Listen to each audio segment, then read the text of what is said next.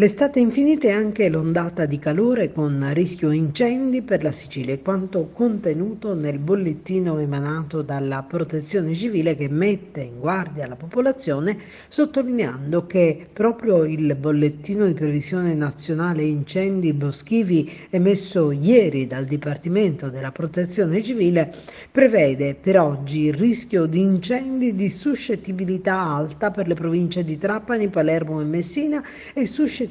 media per le province di Agrigento, Catania e Ragusa. L'estate infinita che fa addirittura prevedere in alcune zone della Sicilia punte di 36 gradi, una situazione che se da un lato sta facendo la gioia di bagnanti e turisti, dall'altro infierisce pesantemente sugli equilibri della natura, sui quali il rischio incendi si affianca ad uno squilibrio generale che vede le piante rifiorire, molte di esse in forte sofferenza e specie animali e vegetali a rischio estinzione.